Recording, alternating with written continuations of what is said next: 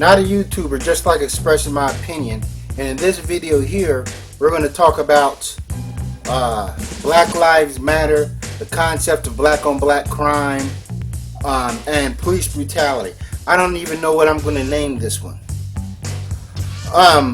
But in a previous video, I've stated that Black Lives Matter was started by a white guy, a white millionaire or whatever, some white people.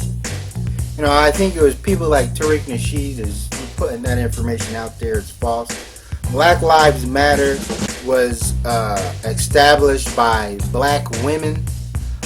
White people got a hold of it, and it started out as a movement, and whites got a hold of it and made it into an organization and put some money behind it. But it was started by black women. You know what I'm saying? I can admit when I'm wrong or I've given out false information. Let's go into it. Let's dig into it. Now, as far as Black Lives Matter, I don't see it. It's not going away anytime soon. So people, need to just shut their pie hole about it. Now, I was a skeptic at first, but now just thinking about it, I'm like, I'm like, who's it harming? People constantly talk about, well, does Black Lives Matter when another black person kills another black person, things of that nature. My thing is like this, you can consider it somewhat hypocritical, and maybe that's something that the BLM should work on. But there is a video out there circulating on social media of some Black Lives Matter protesters actually doing a Stop the Violence demonstration in some intersection in Chicago. Some of you may have seen it, some of you may have not. But the thing is with that is like, Black Lives Matter is relatively new, so you can't expect it to spring onto the scene and all of a suddenly, blacks stop shooting at each other. Not all black people are part of the Black Lives Matter movement. There's a lot of black people that criticize it. A lot of street gangsters criticize it, and so forth. Now, I can see if somebody's wearing a Black Lives Matter t-shirt and going off, busting off caps, then you'd be looking like a hypocrite there. But you can't expect, crime, murder, especially here in America, one of the most dangerous countries to live in. You can't expect it all to come to a halt, through the emergence of Black Lives Matter.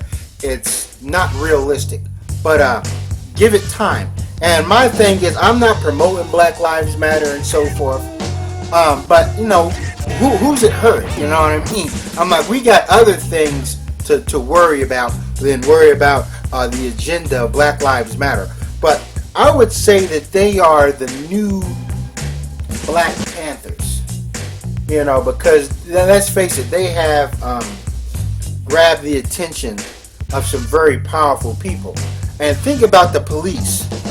The police are more concerned with Black Lives Matter than they are with these goddamn gangbangers and knuckleheads ripping and running the streets.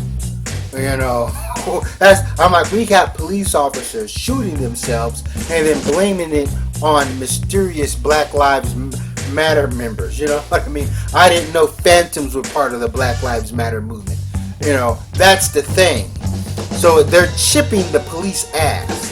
So that's one thing that you have to pay attention to. You think these cops will be like, well, I don't like the Black Lives Matter movement, but we still got these Crips and Bloods out here. I'm like, some of these gang members or whatever are these criminals and these delinquents and degenerates. They're actually shooting cops and killing cops. Things of that nature. They're killing people, breaking the law. But the cops are more concerned about Black Lives Matter. It doesn't make a lick of sense. And why? Because they're standing up to the police. See, as I said before, the gang bangers and things of that nature, they actually give the police power. So, because, what I'm saying, these dope boys or whatever, they're very messy. what I mean, you know what I mean? They'll shoot somebody, shoot up the place, and then the police officers, the authoritarians, and the establishment gotta come and clean up their mess. You know, and then it makes the people like, hey man, we gotta respect these guys' job. You know what I mean? They're sweeping up the bullet casings and things of that nature. You know, Nellie Fuller stated that if you murder somebody, you should stand right next to the dead body. You should be like, hey, I did this. This is my work right here. You know, rather than, you know, run and flee the scene. You know, because that's the thing with the police officers. They murder somebody, they can stand right there. Drink a cup of coffee, you know what I'm saying, eat a donut, you know. They don't run after they shoot a kid.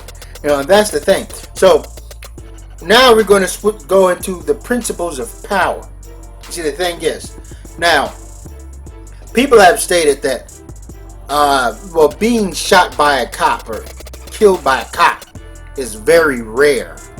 And my thing is, somebody being eaten up by a grizzly bear is very rare. Actually, seeing a grizzly bear is rare. You know.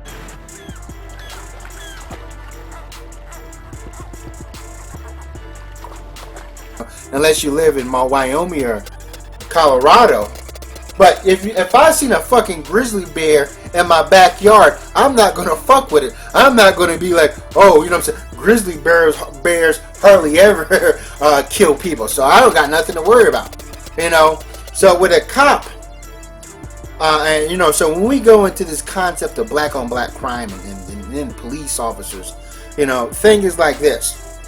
When I go into what is considered a dangerous environment, you know what I'm saying, a really dark place, you know, a neighborhood where they're shooting it up, bang bang. You know, when you got these savages roaming the streets, and you know they're calling themselves savages now.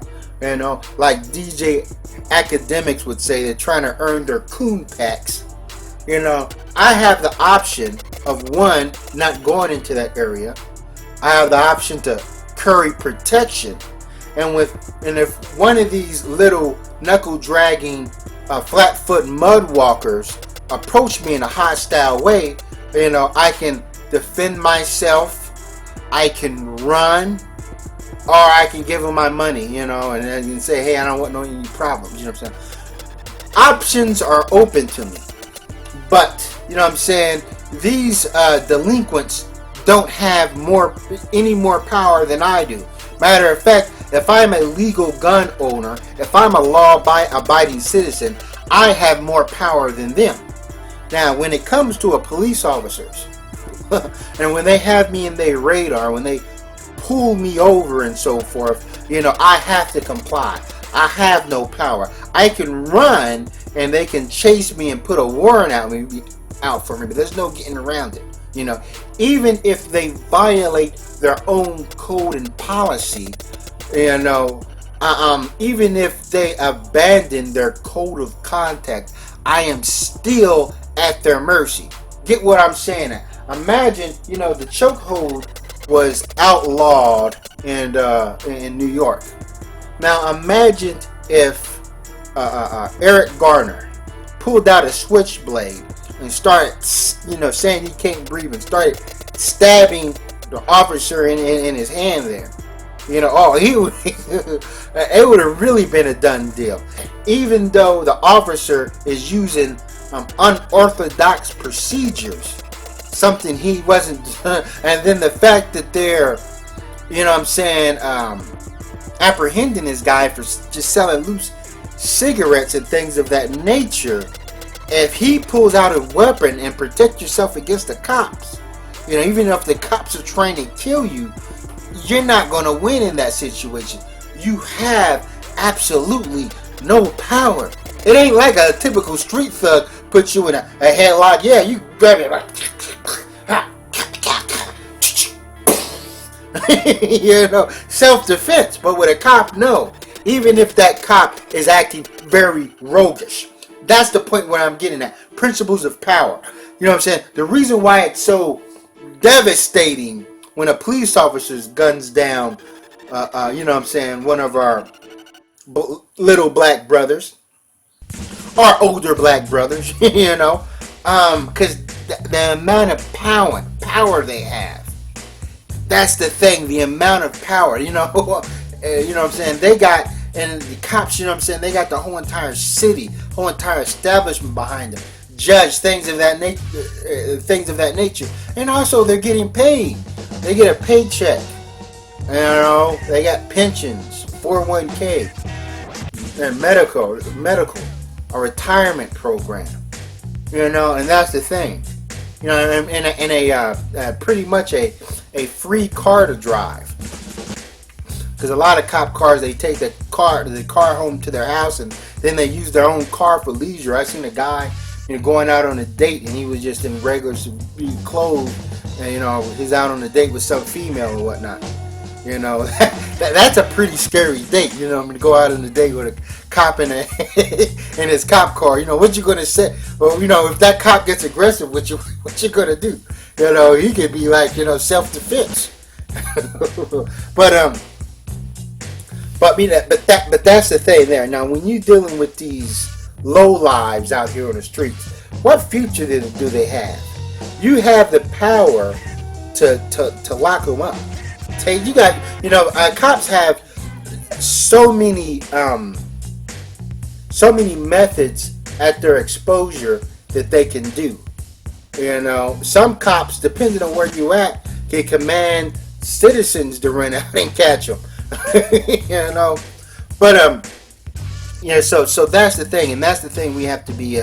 We really have to pay attention to, because cops are not on the same level as street thugs. You know, and if we got a bunch of, you know what I'm saying, if we got the wild criminals running the streets, and then we got people that are acting tyrannical, that are, you know what I'm saying, that are governing these people, are the ones that's going to keep these people in check, man, we're in trouble. We're in serious trouble. You know, and that's the thing. And I understand that cops are out there, you know, killing white people too. So, and that's the thing. This is a cause for an alarm. And even though white people are getting knocked off by cops, it's us black people that have stepped up and did more protests, you know, and so forth against it. You know, and what these police officers are doing, or the authority that we have bestowed on them, is almost unconstitutional. I'm like, this ain't how this country was founded on. I said this before. One American president said that giving each state their own police force is like giving them their own private army. No, and that's the thing. So you have to understand, when this country was first established, of course, it was established on genocide and slavery. But the idea of police officers running around, you know what I mean? White people left England to get away from that type of shit, you know? And that's the thing. And now you're giving these people unparalleled power. You know, we can no longer sit back and talk about human violation in foreign countries. You know, talk about how bad Nazi Germany was. And it's becoming an everyday occurrence to see police officers casually shoot down people. You know what I mean? Like they're wild animals. And I'm going to leave it on this. I remember in high school, when they had a police officer. I think it's I was in school where a police officer was coming and talking to us in class. You know, and a police officer this police officer stated that he dreads the day he has to actually use his weapon and use lethal force. You know what I mean? He dreads that day, you know. But now we see officers just use lethal force like it's ain't nothing. Like it's just another day on the job. You know, like it's casual, you know, to murder somebody. You know, it's like it has no effect on them. You know, like they're just literally just cold-hearted robots. And the thing is, with the black community, how people look at the black community as a place that's in complete disarray, a place that is completely upside down. They feel that justification in every single scenario. Somebody walks away, somebody doesn't listen to a cop, somebody doesn't jump when they tell them to jump.